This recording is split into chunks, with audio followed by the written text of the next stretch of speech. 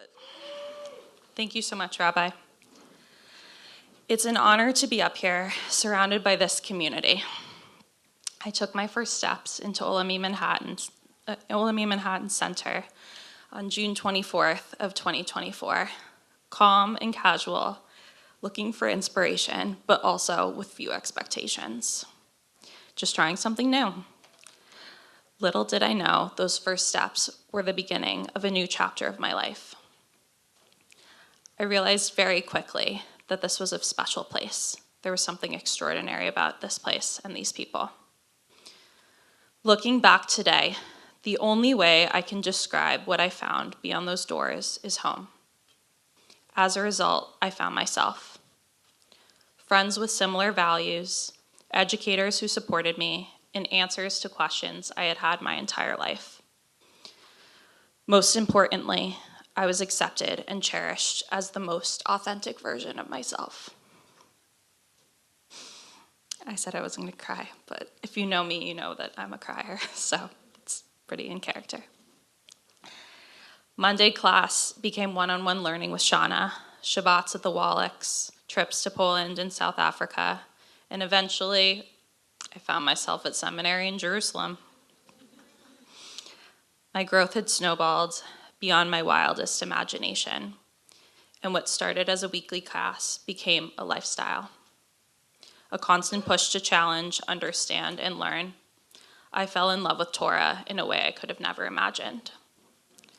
I'm often asked by friends or family where the desire to become Bal Tshuva came from.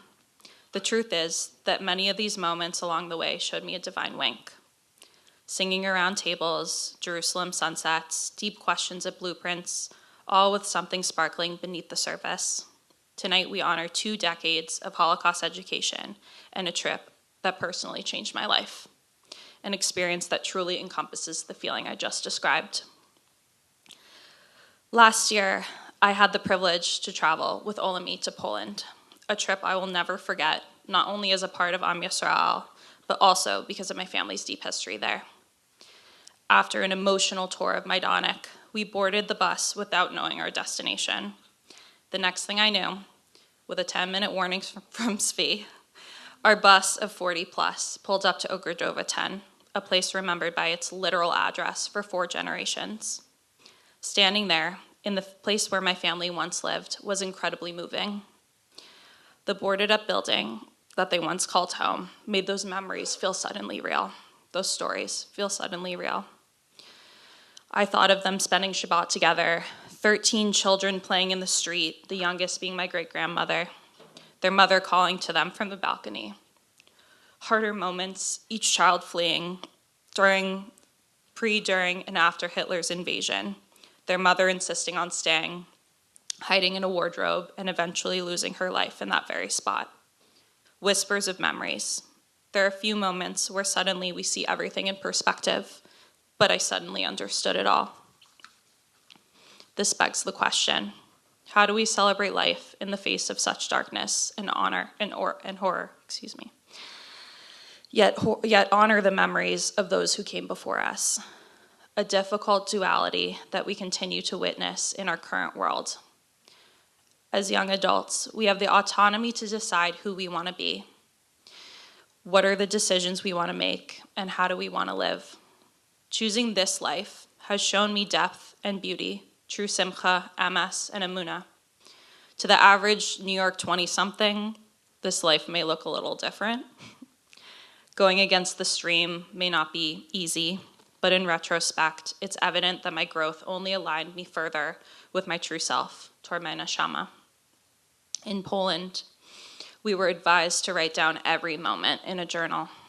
Early on our trip, during our visit to the Kutzker Rebbe, we learned about the sefer he was writing on the essence of man, Toldos Ha'adam.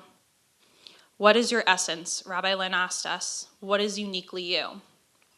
When writing this speech, I looked back at my journal to find a page appropriately titled Toldos Gala, which is my Hebrew name, with the words, I'm growing to be the most true and righteous version of myself, someone who can be a true light in this world to my friends, family, community, and beyond.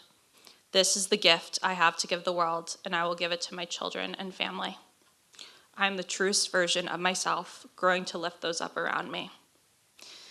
Today, I have the opportunity to stand in front of you as a Shomer Shabbos, pretty kosher, nearly from woman, and say, from the bottom of my heart, thank you. Looking out at this room, I see so many amazing rabbis, mentors, and friends. Each one of you has given me so much, and for that I am truly grateful.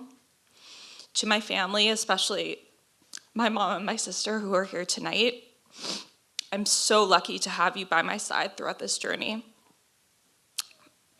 Olami truly changed my life in the most incredible way, and you have given me everything and more, so thank you.